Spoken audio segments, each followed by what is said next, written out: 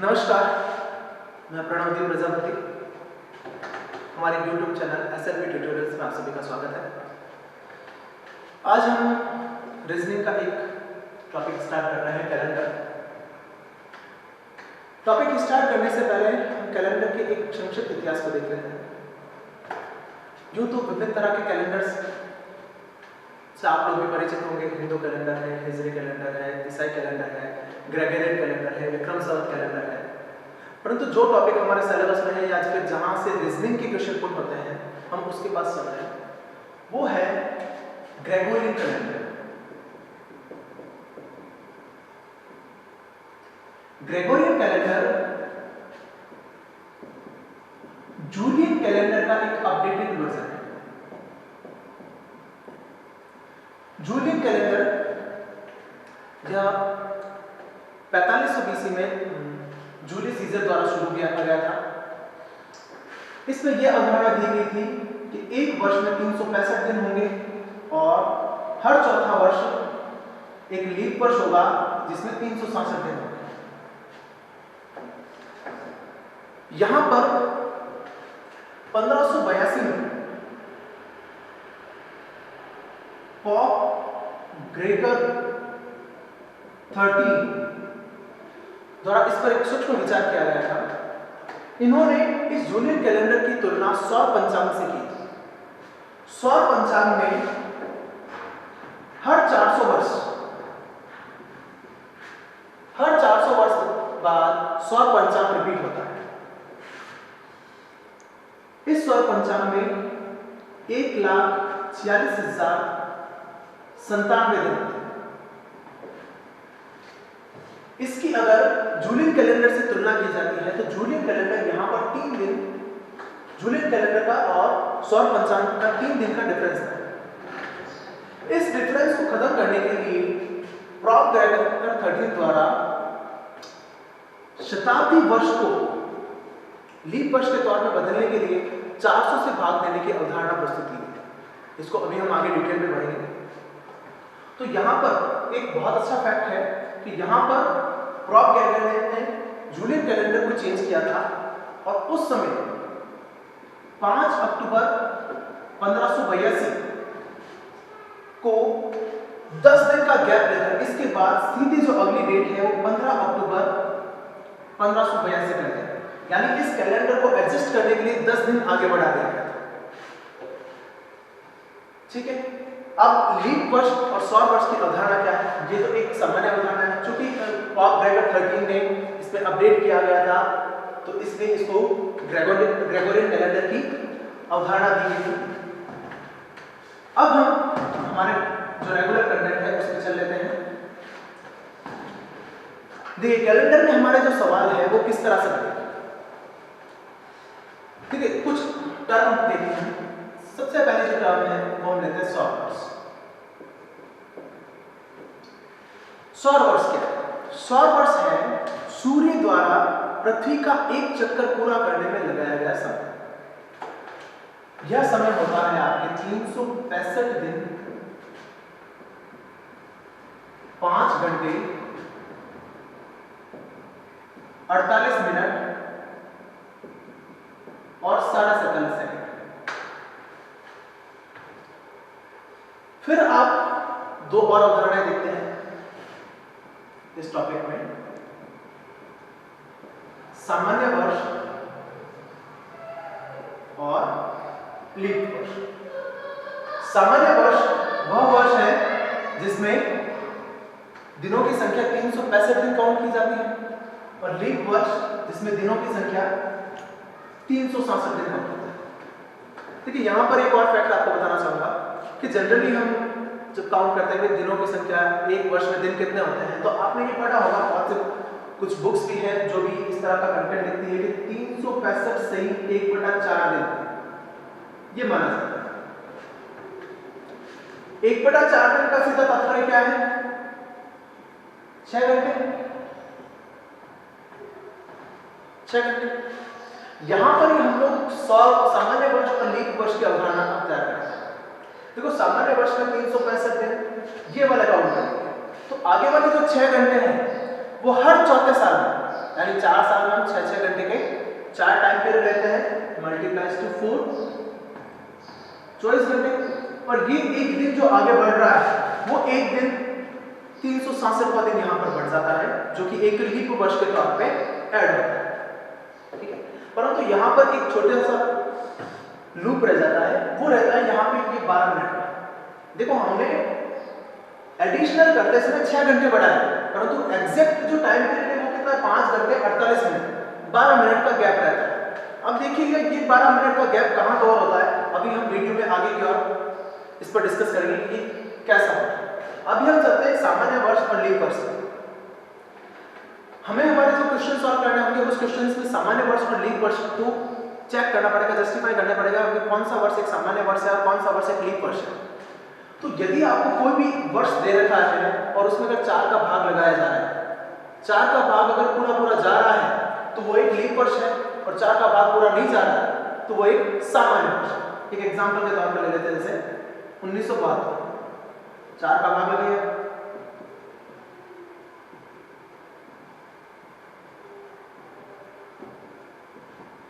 चार का भाग पूरा गया, तो मैं क्या कहूंगा कि 1972 क्या है, एक लीप वर्ष है।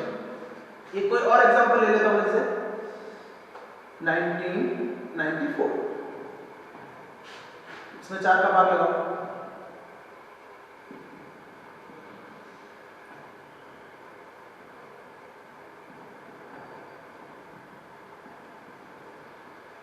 दो शेषफल बच गए, शेषफल बच गया है, तो इसका मतलब क्या हो गया, 1994 क्या है, एक सामान्य वर्ष। ये एक सामान्य वर्ष और लीप वर्ष हो गया।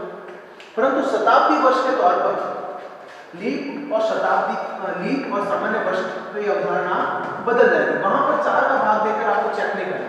अगर कोई शताब्दी वर्ष है, देखो शताब्दी वर्ष का तात्पर्य क्या है, वर्ष 100, 200, 1200, 1500, 1900, 2000, यानी जहां पर आपको पीछे की ओर 00 मिलेगा, ठीक है। उसको जब आपको चेक करना है कि वो एक सामान्य वर्ष है या लीप वर्ष है, तो उस समय 4 की बजाय 400 से भाग देकर हम लोग चेक करें। जैसे कि 1300, यहां पर आप 400 का भाग लगाइए, 13 में 4 का भाग पूरा नहीं जा रहा है, तो 1300 क्या हो गया, एक सामान्य वर्ष हो गया। आज देखिए 1600, 400 का भाग दीजिए, 4 बार पूरे बार लेगा, 1600 क्या हो गया, एक लीप वर्ष हो गया। तो पहली जो चीज है आपको जो चेक करनी है वो ये देखनी है कि कोई भी जो दिया गया वर्ष है वो एक सामान्य वर्ष है या लीप वर्ष, क्योंकि ये हमारे कैलकुलेशन के लिए बहुत जरूरी है। आशा करता हूं आपको समझ में आ गया होगा, अगर नहीं है तो आप इसको रिवाइंड करके देख सकते हैं। चलिए आगे, सामान्य वर्ष और लीप वर्ष हो गया। अब जो हमारा मेन कंटेंट है जो आपको समझना है, जिस पर हमारा पूरा टॉपिक डिपेंड है। अगर आपको ये टॉपिक समझ में आ गया, ये कंटेंट समझ में आ गया, तो ये समझ लीजिए कि कैलेंडर का कोई भी question, typical to typical question आप इजीली वे में कर सकते हैं। ये कॉन्सेप्ट है अपना विषम दिन, ऑड डेज। विषम दिन का कॉन्सेप्ट आपको समझना है। ये कॉन्सेप्ट अगर समझ में आ गया आपको, तो कैलेंडर का हर एक सवाल इजी से इजी और हार्ड से हार्ड हम लोग करने के लिए कैपेबल हैं। चलिए देखिए विषम दिन क्या है। विषम दिन हम कैसे समझेंगे कि जब भी आपको कोई भी डेट दे रखी है या कोई भी टाइम पीरियड दे रखा है और उसमें हम 7 का भाग लगाते हैं, तो 7 का भाग लगाने के बाद जो शेषफल बच रहा है वो विषम दिन है। मैं क्या कह सकता हूं, 7 का भाग देने पर शेषफल जो बच रहा है वो शेषफल की क्या है, हमारा विषम दिन है। चलिए देखते हैं, सारी चीजें डिटेल से समझेंगे। सबसे पहले अपन लेते हैं एक सामान्य वर्ष के तौर पर। एक सामान्य वर्ष में कितने दिन होते हैं, 365 दिन। 365 है, आप 7 का भाग लगा देंगे,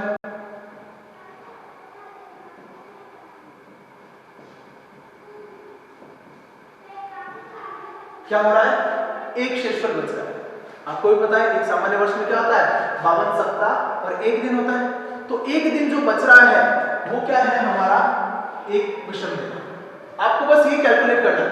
अभी हम यही कैलकुलेशन करेंगे कि किस टाइम पीरियड में कितने विषम दिन बन रहे हैं। एक सामान्य वर्ष में एक विषम दिन होगा, और अगर एक लीप वर्ष की अगर ये बात होती है तो एक लीप वर्ष में कितने दिन है? 367 दिन है।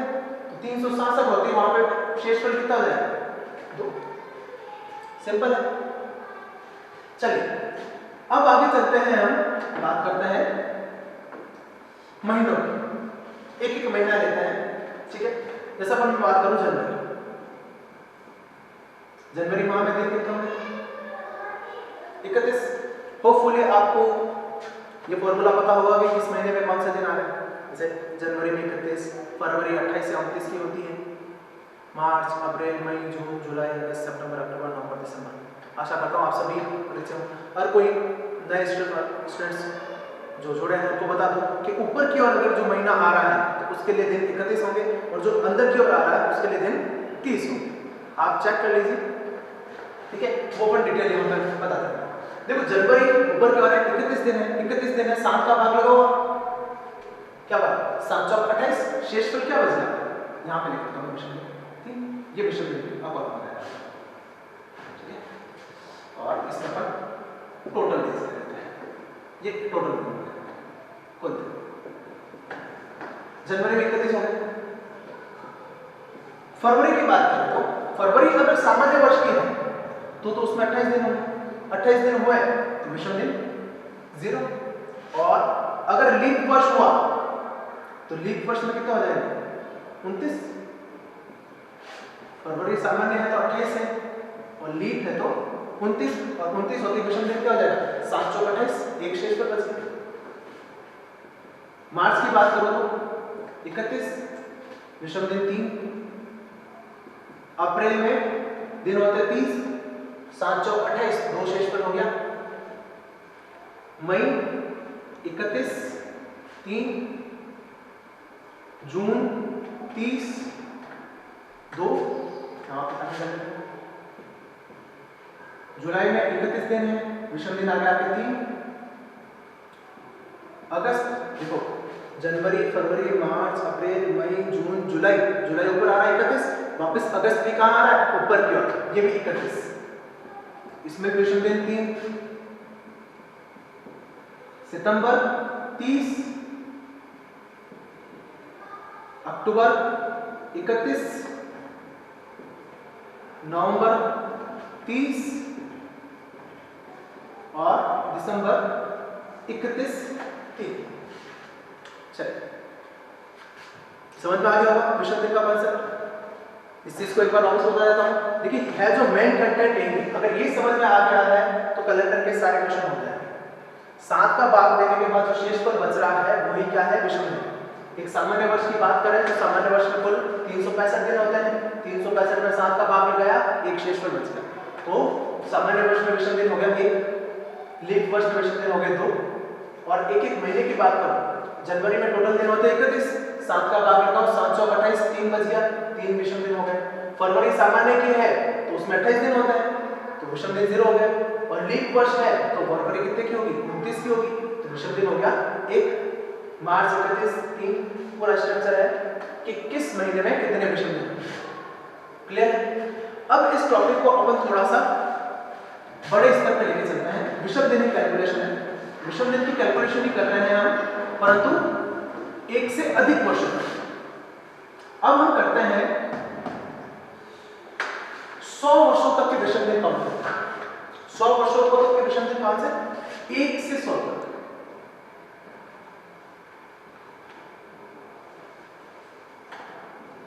यानी 1 से 100 वर्षों तक अगर अपन देखें विषम दिन कितने हैं तो वो चेक करें।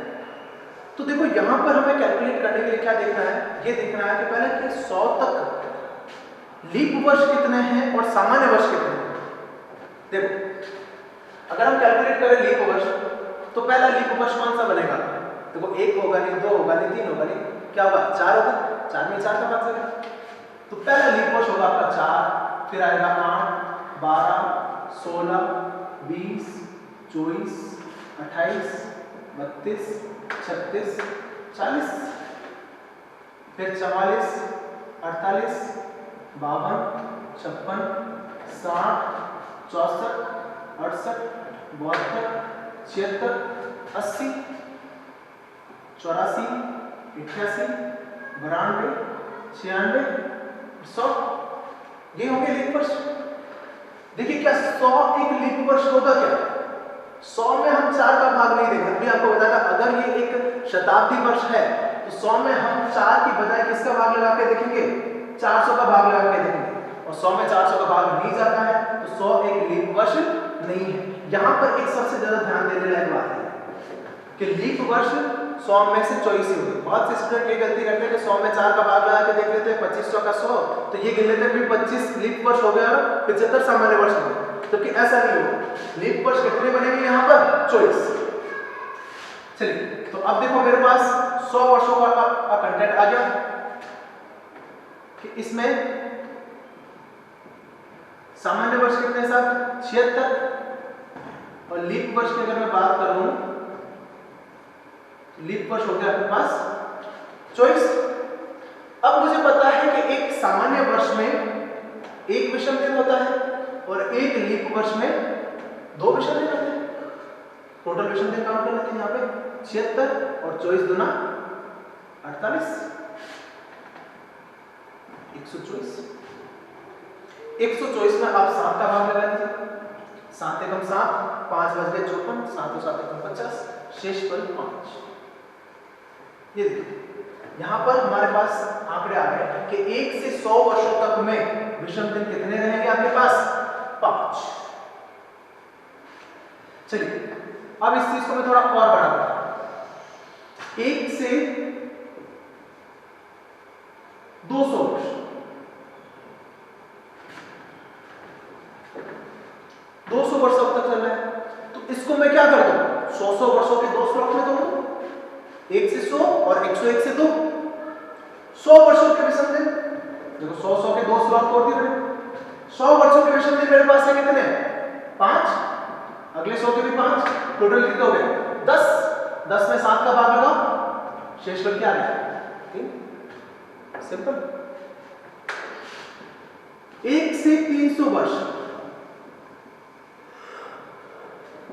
100 प्लस 100 प्लस 100, ये क्या हो गया? 5 प्लस 5 प्लस 5, 15/7, 7 दूनी 14, शेष पर क्या हो गया?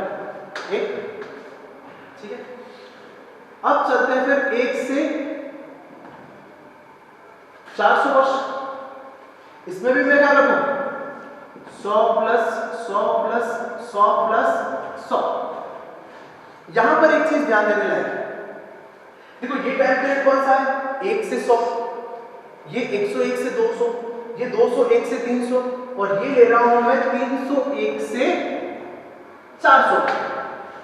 अब देखो यहां तक क्या था कि यहां तक हर एक साल में 24 तो लीप वर्ष थे और 76 सामान्य वर्ष थे, परंतु ये जो टाइम पीरियड होगा 301 से 400, अब देखिए 400, आप बताइए क्या 400 एक सामान्य वर्ष होगा या लीप वर्ष होगा? 400 में तो 400 का भाग जाएगा तो 400 डेफिनेटली क्या होगा? एक लीप वर्ष होगा। यानी वहां पर फरवरी कितने दिन की होगी? 29 दिन, 28 की बजाय 29 दिन की होगी। तो देखो ये 5-5 तो मैं काउंट कर ही लेता हूं जो सबके काउंट कर रहा है, परंतु इसमें क्या हो रहा है? एक दिन और जोड़ रहा है, वो एक दिन जोड़ रहा हूं। ये एक दिन कौन सा है? 29 फरवरी 400। ये बाकी सब में नहीं था तो ये वहां पर मैंने एक और ऐड कर लिया तो कितना हो गया? 520 और एक 21, 21/7 यानी 0। 400 वर्षों के विषम दिन क्या हो गए? 0। देखो अभी वीडियो के स्टार्ट में मैंने बताया था कि जो सौर पंचांग है वो हर 400 वर्ष बाद क्या होता है? रिपीट होता है। देखो 400 वर्षों में विषम दिन क्या हो गए? 0। तो अब वापस पंचांग अपने आप को रिपीट करेगा। ठीक है, 400 वर्षों में जो दिनों की संख्या है वो भी आपको याद रखनी है, वो भी डायरेक्ट क्वेश्चन पूछा जा सकता है। उसमें होता है 1,46,097 दिन। ये भी आप याद रखेंगे कि 400 वर्षों में दिनों की संख्या कितनी होती है? 1,46,097 दिन होती है। ठीक है, एक बार रिपीट कर रहा हूं। देखो 1 से 100 वर्षों तक में विषम दिन मेरे पास कितना आ गए? 5। कैसे आए थे? 46 तो 24 तो लीप वर्ष थे और 76 सामान्य वर्ष। ठीक है, सामान्य वर्ष का एक विषम दिन लीप वर्ष के 2 विषम दिन, टोटल किया ये 5, 200 वर्षों के विषम दिन 3, 300 के 1, 400 के 0। ये कॉन्सेप्ट, ये सीक्वेंस आपको याद रखना है। 5, 3, 1, 0, ये सीक्वेंस आप पूरा अच्छी तरह से याद रखेंगे। 5, 3, 1, 0, ये बहुत काम आने वाला है ना। ठीक है, चलिए इसको अपन थोड़ा सा और बड़ा करते हैं।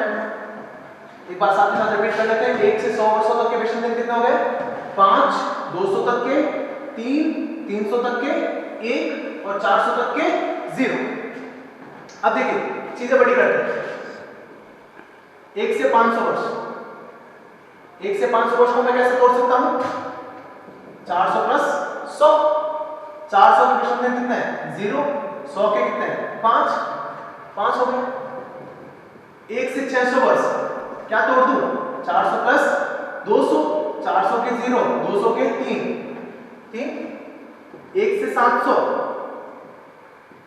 400 प्लस 300, 0 प्लस 1, 1। 1 से 800, 400 प्लस 400, 0 प्लस 0, 0। ये सीक्वेंस आपका कंटिन्यूस रिपीट होने वाला है। 5, 3, 1, 0।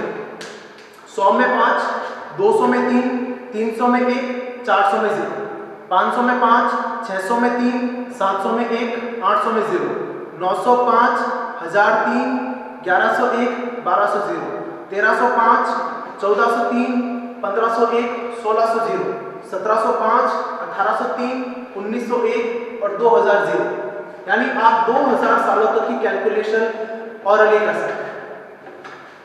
ठीक है, विषम दिन वाला कॉन्सेप्ट मेरे ख्याल से आप सभी को समझ में आ गया होगा। अब चलते हैं हम क्वेश्चन आंसर।